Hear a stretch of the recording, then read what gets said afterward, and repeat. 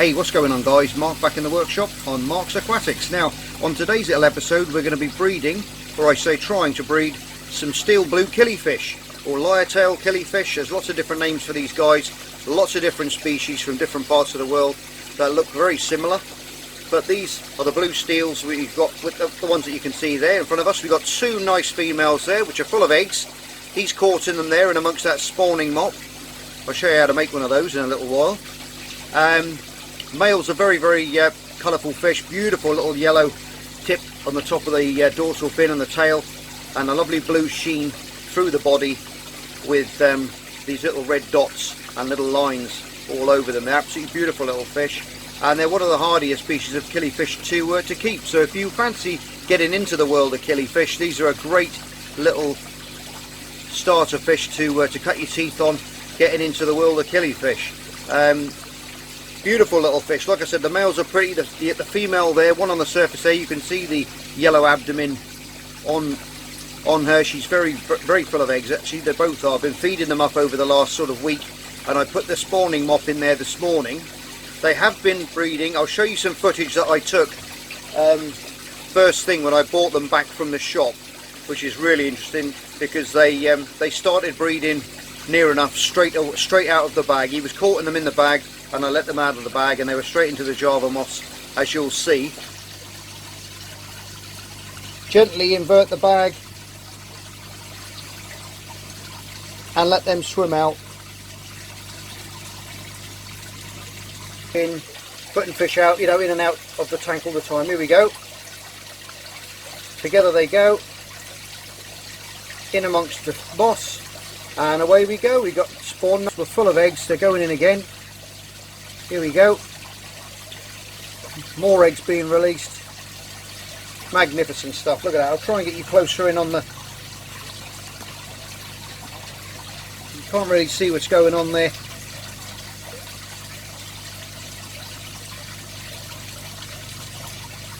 Oh, no. I still get excited watching fish breed now. I really do.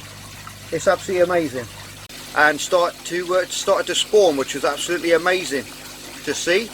But since then I've had a few eggs. I'll show you the eggs and what we do with the eggs. A little in there first thing this morning. The lights have been on for a while now. I think they may have done a spawn in amongst it. They only lay a little couple of eggs. They'll lay every day. The male will chase her into the spawning mop just like he's doing there now, and if she's ready to lay, they'll go up alongside each other. He'll like wrap his little dorsal fin around her back, and they do this little caress, and then the eggs and the sperm are released together, and they'll normally lay just maybe 1 or 2 eggs every time they go in. Now with these little guys, the more you feed them, the more eggs they're going to produce. So I've been heavily feeding them on mosquito larvae, which I've got. It's one of the easiest things in the world to get, guys. You just put a bucket of water outside somewhere. If you've got your garden, just put it out in the garden. Make sure nothing else can get into it that's going to pollute the water, and you'll end up with absolutely thousands of mosquito and other daphnia and different types of waterborne little insects in there in no time at all, which you can then put a fine net in and scoop some out and feed them to your fish. That's a nice little free way of getting some food, and you can also mix that up with some bloodworm and other foods if you're not near a wooded area or something. But most of the time mosquitoes are near enough everywhere. You're always going to find some of them little guys somewhere, or they'll be finding you. And so that's one way to feed them. Now I've got some mosquito larvae here now, which I think I'll put in. I just netted some out and I put them in the bowl over on the side there, so I'll just grab those and then I'll put them in the top of the tank. You'll see them going in, okay, and they'll be feeding on them.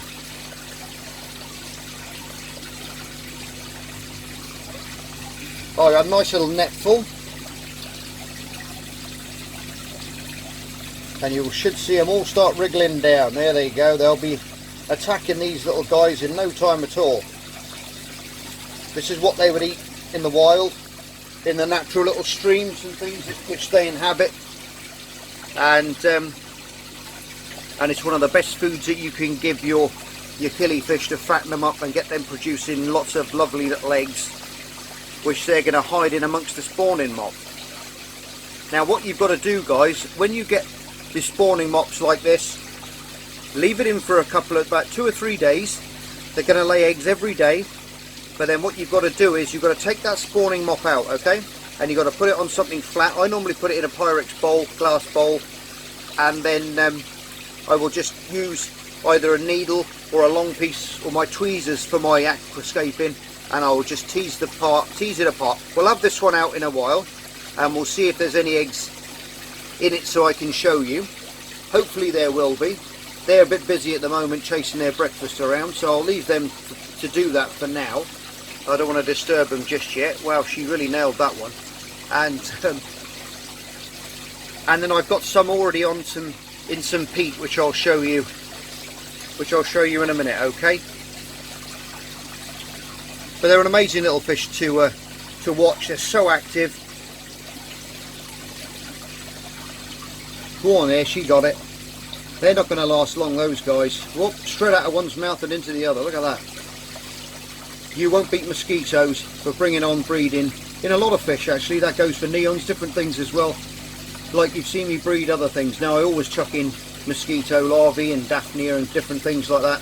If I can breed them myself or get them, collect them myself, I do. I'll have to do some videos on how to do it, really. It'll probably be interesting to some of you guys. Anyway, what I'll do is I'm going to show you some eggs now. I'm going to set you up on the camera again, put the workshop lights back on, and I'll show you, if I can, some of the eggs that I've been pulling out over the last couple of days, okay? But first of all, I think I'll just run through you the parameters and different things in the tanks. And what I mean, I've got a 5-gallon tank here, which is fine for killifish, but a little bit bigger, it's not going to hurt either. Temperature range around 22 to 25 degrees Celsius, that's 72 to 77 degrees Fahrenheit, okay, is a good temperature range to keep them in. They're a specialist sort of not a community fish, these guys. They're more of a specialised, if you're going to get into them, keep them separate in their own little tank. I wouldn't have a little breeding colony going, which is the best thing. They don't like strong lighting either. I've got a little bit of a stronger light above there at the moment, just so you guys can see them. It's not phasing them that much, as you can see, but yeah, dimish lights. They like the dim lights as well. Now they're from distribution wise, they're from like Cameroon, Nigeria, those sort of regions, and they're in the little pools, hill streams, all that kind of stuff. And they're I keep watching them. I keep losing my concentration there watching them chasing those mosquitoes around. It always makes me laugh watching them chase mosquitoes, because they're so quick, and they're flicking their little tails and they're away, and they chase them all over the place, and it's great fun to watch. Yeah, water parameters, guys. Soft to slightly acidic water, pH around 6 to 7.2. okay, that's the sort of ranges that you want to keep them. Now I've got a buffered substrate in there, which is stratum, which is from Fluval. They sent me a sack of that stuff a while ago for a planted tank, so I put some in here because it's going to drop that pH down to around 6.5, which is around midway to their range, which is the way I've got them in here, around 6.5. Now you can also do a peat substrate as well, like I've said to you before. Now a lot of you guys have been asking me about on other breeding videos about the peat, and that you can't get it and everything else. Now I make my own peat up in the garden, which is just mulched down old leaves, plants, and it just rots down over time, but I know there's nothing in it, nothing added to it like fertilizers or anything like that, which is going to turn your tank green in about 3 seconds flat, because it's going to have so much like nitrate and everything put into it for the plant growth that it's going to make your tank super green in no time at all. So what I tend to do is make my own, but you can use organic peat if you go down to your garden centre, or you've got some, you can read on the packet that there's nothing added in there, it's organic peat, you can use that no trouble at all. And it does take quite a lot of you have said to me as well, that it takes quite a long time to sink, or it won't sink. Now there's a couple of ways you can do this. I didn't say that on the Tetra video, but what you can do, you can get an old pair of tights or something like that, and you can put some peat into that, and you can weigh it down, put a stone in there as well, okay? And you can make like a little peat ball, and that can go in the tank, and that will release the tannins, and that will lower that pH as well, okay? And then you can just give it a little squeeze under the water and you'll release the tannins that way. It's another way you can do it. But 6.5, slightly acidic water these guys need, and they're very at home in there. They've been spawning like mad, and like I said, they're one of the easier species to keep, so if you want to cut your teeth into killifish, it's a really good start. Right guys, I'll show you these little eggs now. I'm not sure if I can show you them from here. I've got a little tiny pot here, and this is what they're in. Now when they hatch, sorry, when you get them off the spawning mop, what you've got to do is you've got to tease them off with a little tiny paintbrush. I've got some pictures I've taken as well, which I'll put up on the video. And I'll just put this mic down a minute, and we'll try and pop this open. Now these are microscopic little eggs, so I'm just going to grab my torch as well, guys, alright? So I'll have to illuminate that, I think, slightly for you.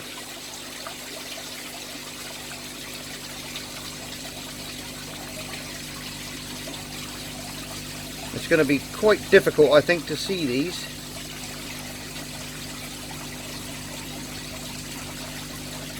But if you look right in the centre of that pot, you'll see a couple there. Now there's a couple, I can see two there, right in the centre of that peat.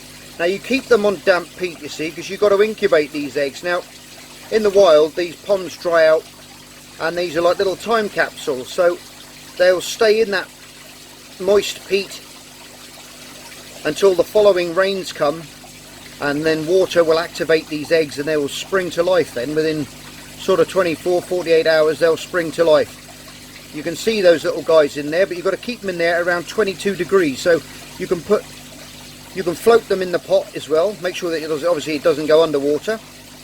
They're light sensitive eggs as well, so I'll take that away because you've seen them now. I'll keep that light off of there, and I keep them up in one of my tanks, and I just float it around in the Zebra Danio tank because that is around 22 degrees, so that's keeping that just bobbing around in the water like that, and it's keeping those eggs there. Now what we do is we take out the mops, we then take out each individual egg, super careful, put it on the peat, and then they will slowly go from opaque through to an olivey, no sorry, not olivey. It'll take on like the tannins, of the peat colour.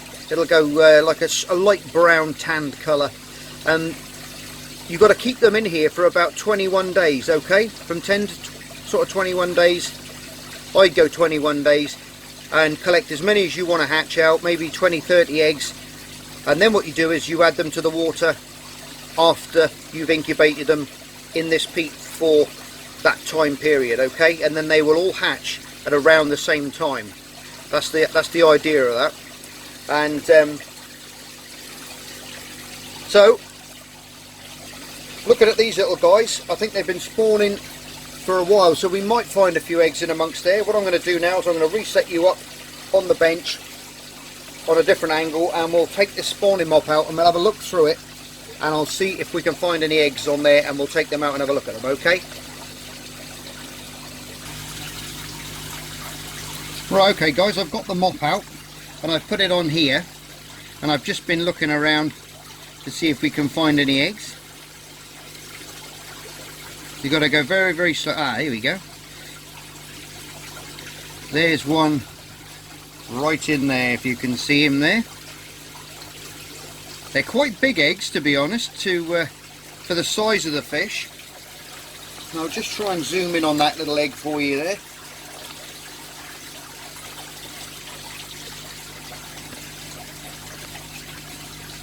Right, there he is. You can see that lovely little opaque little pearl there of an egg. Very, very small. I'll just point him out. I'll just shine my torch on it, you might see it a bit better.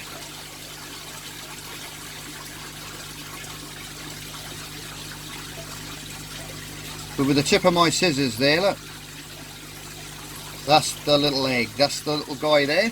Now, what we do is we get our little pot, which is here. I'll just put that in there, everything's slightly zoomed up, sorry. I'll just pull you out a bit. There you are, that's a little bit better. Now what I tend to do is I'll get either my tweezers or a little paintbrush like that, and I'll just use that and I'll just touch it on there like that. Okay, put it underneath and I'll just roll it and it'll catch on the hairs and you'll pick it up on the brush. And I'll try and get you a nice little close-up of it. But there it is, look at that, little baby killifish in there, but it will be. So what we do now is we go into the peat. I'll just put that there. And we'll put him in with his little mates. There you go. If you're looking amongst that, you'll see them. Now they'll go from opaque, like the colour of that one you just saw there, and they'll go a light tannin colour. Like I said, we've got to keep these in here now for 21 days. And then we'll add that peat with the eggs to the water. We'll do a setup tank later on, but at the moment we're just going to be doing the eggs. Now a lot of you are probably going, hang about, you're using a black mop. Everyone I've seen's green. Now the reason why I use a black mop, it makes no difference. The fish aren't fussed really. I mean, if it's if it's going to be orange or something daft like that, I wouldn't bother. But if it's going to be darker colour, they don't mind the darker colour mops, green, and I use black because it shows the eggs up a lot better than the green one. You can get the dark green ones, but the fish aren't too fussed on the colour, to be honest.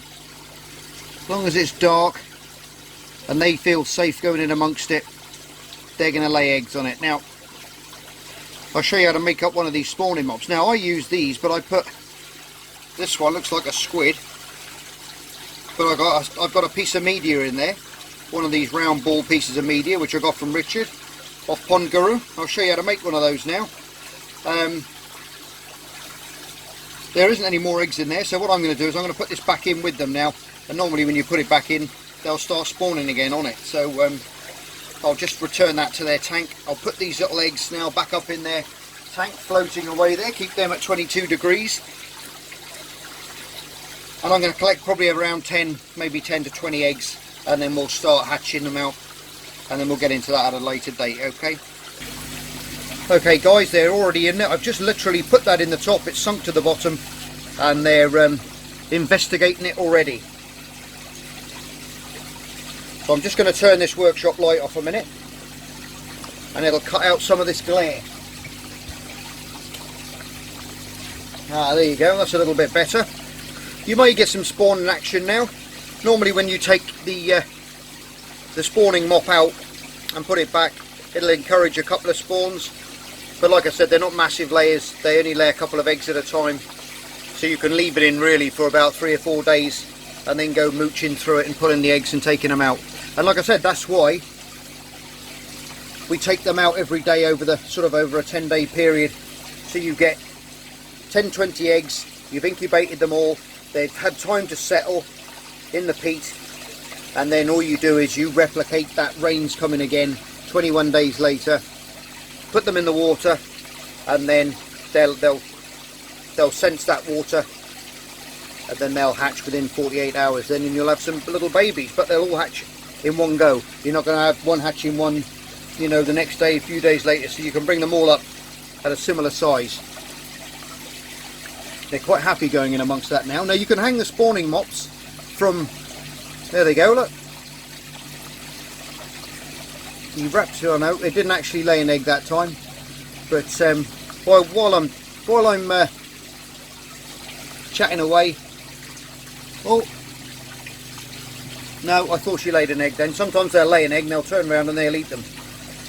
That's why you've got to have quite a thick spawning mop, so they'll wriggle right in amongst it, and then those eggs will hide then, and they can't see them again.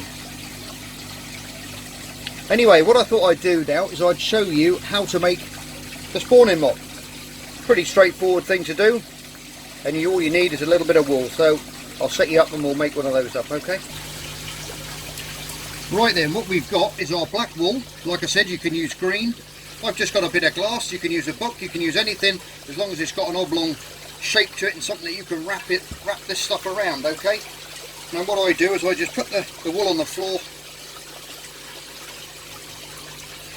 hold that on there, okay, and then we just wrap that around there like that. I'll just finish that off and get back. Right, that's that wrap around there. Now I've wrapped that around there quite a few times. That's quite thick, going all the way around. Like I said, you want it quite thick, so there's plenty of little hiding places in amongst there, okay? Now you can just snip that off there, any way you want. Okay, now, if I grab my little tweezers, what I tend to do is just shove that, lift that under there,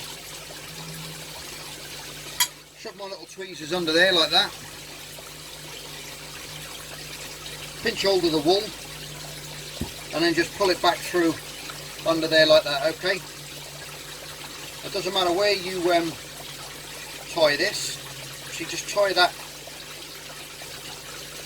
couple of old granny knots there.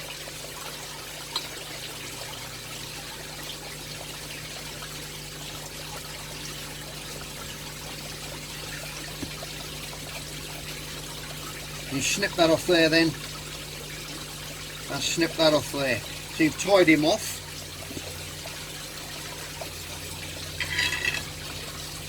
And then you just slide it off the glass, and then basically you've just got a big lump of wool like that, which is tied at one end to keep it all together. So if you want to make a sinking type, just put my arm around there. What I do is I put a little ball in there, grip that around like that, get the wool,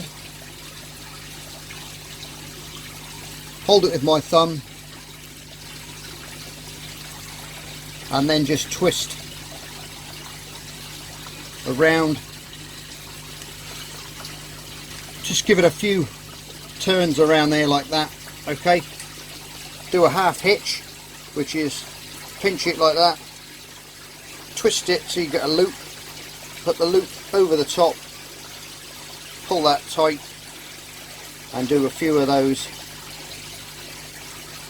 Twist it a couple of times if you like. Tie that up. One more for luck, and that's done. And then we just snip that off. Any other long bits, snip that off as well.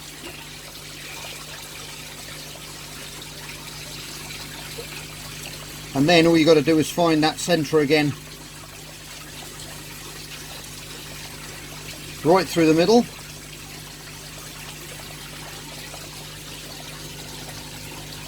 And now I can't find my other scissors. There they are.